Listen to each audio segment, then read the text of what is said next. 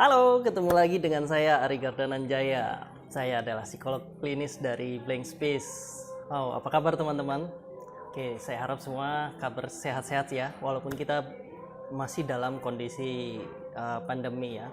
Oke, kali ini saya akan membahas tentang toxic positivity.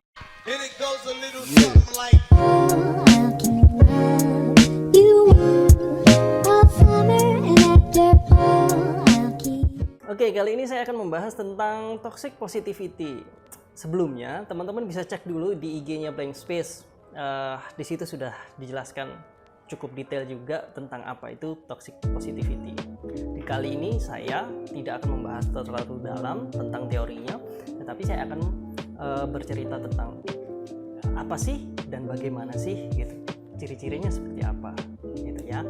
Menurut seorang psikiater Amerika namanya Jennifer Howards mengatakan bahwa ternyata terlalu positive thinking atau selalu positive thinking itu justru membuat seseorang menjadi merasa takut, sedih, sakit, bahkan dia merasa sendiri. Kenapa bisa kayak gitu? Padahal kan kalau secara logika kita bahwa harusnya positive thinking terus ya. Dan itu yang selalu teman-teman mungkin selalu dengarkan, sudah positif aja, pasti ada hikmahnya ketika kita mengalami suatu hal yang tidak nyaman atau tidak enak ya. Oke. Nah,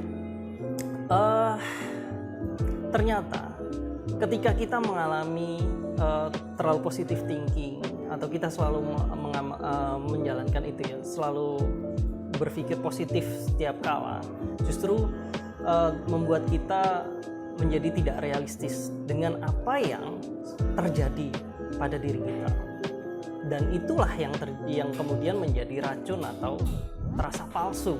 Kebahagiaan atau rasa positif itu menjadi terasa palsu. Kenapa? Ada perasaan di dalam diri kita yang kemudian itu merasa tidak nyaman gitu. Nah, benar nggak ya? Coba teman-teman pikirkan kembali dan ingat-ingat bagaimana pengalaman teman-teman. Oke, nah ketika kita sedang merasa sedih atau ditimpa suatu musibah, yang paling teman-teman inginkan apa sih? Gitu. Coba teman-teman ingin. Pertama kali yang kita inginkan itu bukan suatu hal yang sifatnya nasihat. Betul tidak? Iya. Yang paling kita inginkan pada saat kita sedang mengalami musibah atau merasa sedih atau merasa kecewa, yang kita inginkan dari lingkungan sekitar kita adalah empati. Betul kan? Iya. Kita ingin di mana orang terdekat kita, sahabat kita, atau bahkan lingkungan di sekitar kita itu bisa merasakan emosi yang kita rasakan pada saat itu. Yang kita butuhkan adalah diterima dan menerima emosi saat itu. Tapi terkadang orang-orang di sekitar kita justru memilih atau berlaku memberi nasihat di awal gitu. Jadinya gimana sih gitu? Jadinya membuat kita merasa tidak nyaman kan. Ketika kita sedang sedih malah mendapat nasihat. Ketika sedang musibah justru kita mendapatkan nasihat. Sebetulnya yang paling kita inginkan adalah bagaimana kita diterima rasa emosi atau perasaan yang sedang kita alami. Itu betul kan? Ya. Nah, baru kemudian kita butuh penyemangat kan. Setelah kita sudah bisa menerima perasaan atau semua emosi yang kita alami, maka kita setelahnya adalah butuh penyemangat. Kembali bagaimana dari penyemangat dari peristiwa yang kemudian membuat kita lebih bisa bangkit. Sebetulnya itu pertama adalah diterima emosi kita, kemudian baru penyemangat atau kata-kata penguat atau nasihat. Sebetulnya prosesnya adalah itu. Tetapi kalau dibalik, apa yang terjadi? Pasti tidak nyaman. Dan umumnya orang-orang merasa tidak nyaman tentang itu. Oke, gimana ya kita bisa menyadari bahwa itu suatu hal yang toksik atau bukan? Oke, nah yang pertama, pasti ada yang namanya denial atau pengingkaran. Kenapa gitu? Jadi gini, masih menjadi suatu yang gengsi atau menjadi tabu di masyarakat. Ini contohnya seperti ini ya, di masyarakat bahwa pada umumnya ketika seseorang menunjukkan suatu emosinya atau perasaannya kepada orang lain atau pada keluarga atau pada lingkungannya, dianggap lemah. Betul nggak? Teman-teman ngalami itu nggak? Nah, hal inilah yang kemudian kita sering bersikap tidak jujur dan hanya menunjukkan sikap positif yang sebenarnya itu palsu gitu. Kita merasa sakit tetapi kita nunjukin pada orang lain, wah aku tegar kok, aku kuat kok gitu. Ya, itu sebetulnya denial. Dan akhirnya apa sih? Akhirnya adalah yang sering membuat kita tidak jujur dengan diri kita sendiri atau menjadi tidak jujur untuk mengatakan apa yang kita rasakan. Padahal mengenali masalah adalah suatu hal yang penting loh gitu. Ketika kita bisa mengenali perasaan kita, nah kita baru tahu bahwa apa yang harus kita lakukan gitu. Saya akan memberikan contoh seperti ini. Ada suatu kasus seorang laki-laki usia 20 tahunan, sekitar 20 tahunan, selama hidupnya akhirnya mendapatkan seorang kekasih. Ya, dia mendapatkan pacar gitu ya. Dan setelah beberapa setahun berjalan dengan romantisnya gitu ya, dia mendapatkan pacar tersebut.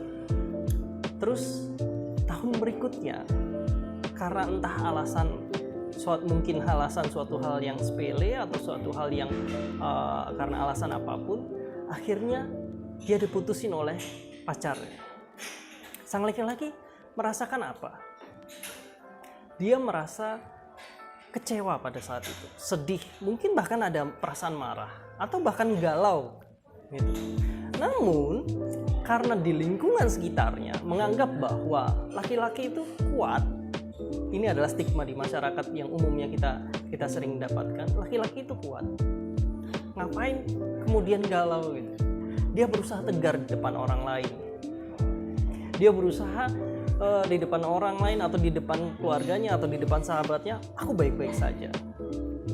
Padahal it's okay to be not okay. Tidak apa-apa ketika sebetulnya kita sedang merasakan emosi negatif. Kenapa? Itu suatu hal yang normal loh. Betul.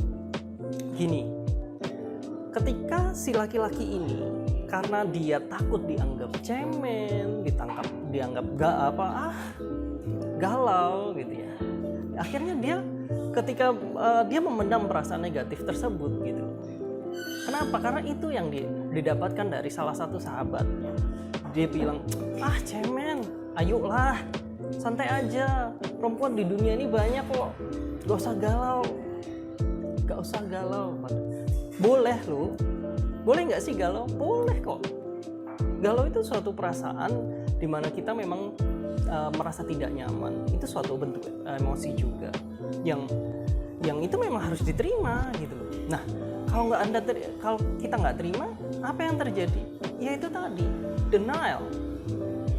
Kalau sudah denial, apa sih?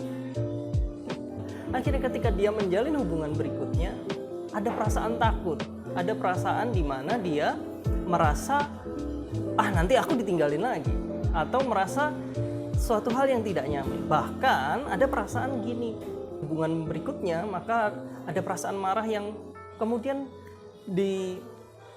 diluapkan kembali. Bahkan ada perasaan atau ada perilaku yang terkadang membuat dia membandingkan pacarnya yang lampau atau mantannya dengan yang sekarang. Akhirnya apa? Dia mengalami toxic positivity dari lingkungannya, bahwa laki-laki tidak boleh galau, tidak boleh sedih karena diputuskan atau diputusin. Kemudian ketika dia menjalin hubungan berikutnya, dia menjadi toksik. Kok bisa? Iya, akhirnya apa?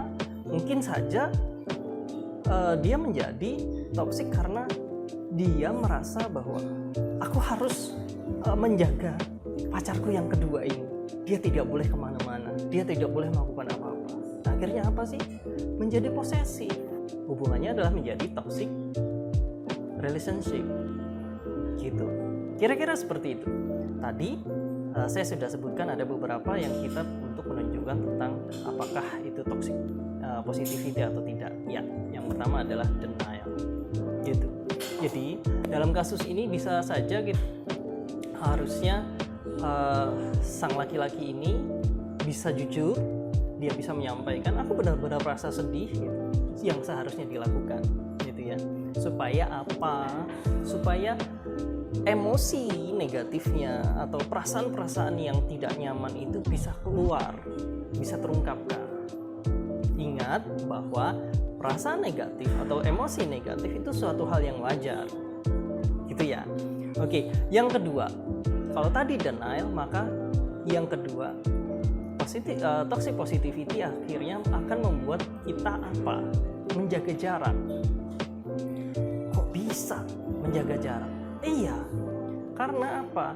Mau nggak sih teman-teman kemudian punya teman yang selalu membuat membuat selalu berusaha menjadi seorang yang dewasa. Dia selalu memberikan nasihat. Enak nggak? Padahal kan kita tidak selalu ingin mendapatkan nasihat. Kita sebetulnya terkadang kita lebih banyak ingin mendengarkan.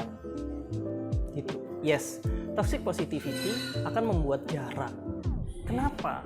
Membuat hubungan dengan orang lain menjadi renggang, rasa percaya diri turun, kemudian membuat teman-teman semakin tidak bahagia, dan ya itu toksik gitu.